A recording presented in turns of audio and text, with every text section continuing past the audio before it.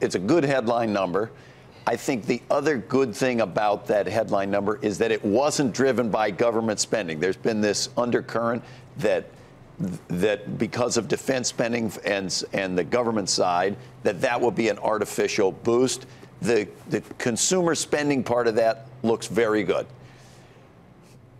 I think the uncertainty, let's call it, the euphemism that we've seen in the market, the fear, it's more than uncertainty, it's fear, and that the Fed, if they're charging ahead to raise rates, when there's all the stuff going on with trade, a lot of uncertainty now about what's going to happen to corporate earnings, that you would think would translate into lower capital investment. So that we see that negative number on investment, that's at least a little bit of a scary cloud. I'm going to come back to you on this charging ahead to raise rates based on what we heard from Loretta Mester a moment ago. But first, let's get Phil's thoughts on this, too. Phil, just your takeaway on this number, what it means and what the Fed's response might be when they kind of put this into their whole world of things they're looking at. Yep, sure. I saw two pieces of good news that will affect the Fed. One, of course, is the inflation data, as Steve said.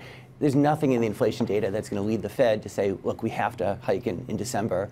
And then the other piece of good news, I think, is on the household saving rate. It ticked down a little bit, but just a little. It's still pretty good. So the economy is being driven by consumption, as Steve said, but households are still saving, and that suggests that there's probably more wind in the sails for consumption going forward. Can I just correct something Austan said, which is that there was a big contribution from government spending. About more than half a point. It contributed more than half a point, which is the highest in several quarters. And you did have a story in the Journal yesterday. That's a second cloud, I think, because but with the tax cut in the government, both of those, as you go into 2019, our thought is they're going to contribute less on the positive side. I don't want to get too down in the weeds, but there's a debate about that because, as you know, the difference between what's appropriated and what's spent, there's a goodly amount of time there. There was a lot appropriated, and you may have through 2019 that this money starts to continue. These are the weeds. Yeah, I know, but it's important in that there's for sure the tax cut we can agree. If the tax cut was juicing things this year, then that contribution's going to phase away. No wonder you didn't fit into the Obama administration. So you're down on government spending? How long? Do you remember how they drummed you out of there? They rode you out of there on a rail. This is why. This is why, though. Well, I know. You never know it. How many years later, he still blasted me about the stimulus, and now it's like, what stimulus? The greatest thing that ever happened. Look, you did cash for clunkers. I can't put you down. Hey, there was no depression. That's why we're at 3% now. That's why we're up there now. And I'm still waiting for my thank you note, Joe. You loosened the lid on the jar. You did. Let me ask you about what you said before about how the Fed is charging ahead to raise rates. We just had Loretta Mester here, and that's not the sense I got from listening to her. She sounded I agree with you. She did not say, I was going more from the, let's call it the public statement, and Powell certainly gave the impression that they thought the economy is gangbusters and that they can afford to keep raising rates, at kind of this accelerated rate.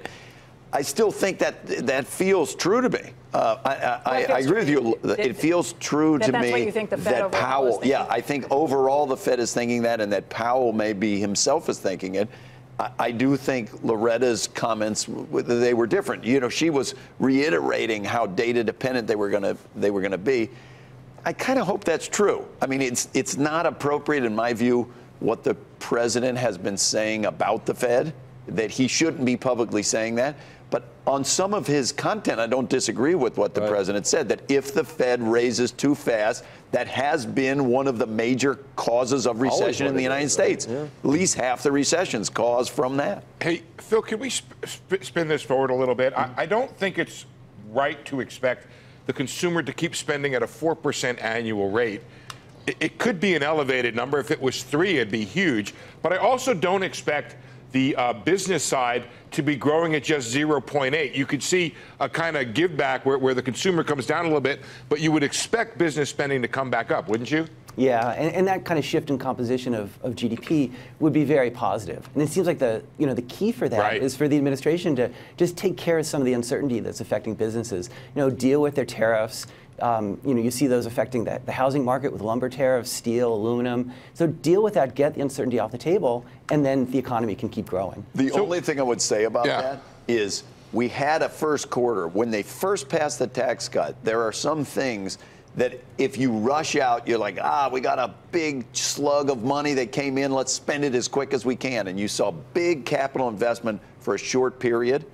That would, if they accelerated some things forward, then you would not necessarily see that big of a rebound on capital. Right, and among the questions that around the tax cut is, was there a whole bunch of investment out there that companies wanted to do, but the price in taxation terms was too high, and so they didn't do it, and now that the price is lower, they'll do it. But Phil, I just want to tell you that coming into this number here, the CNBC Rapid Update forecast, not tracking for the fourth quarter, was a strong 3%. And again, I consider that a huge victory if you're going to do a percentage point above potential GDP and do so without inflation.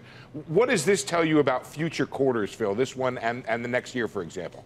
Yeah, no, I agree. And since the economy has the potential to step up from 2 to 2.5 growth to closer to 3, and if we can sustain that, that would be great. We need business investment to kick in. We need the tax cut to work, and that's really the key for us going forward.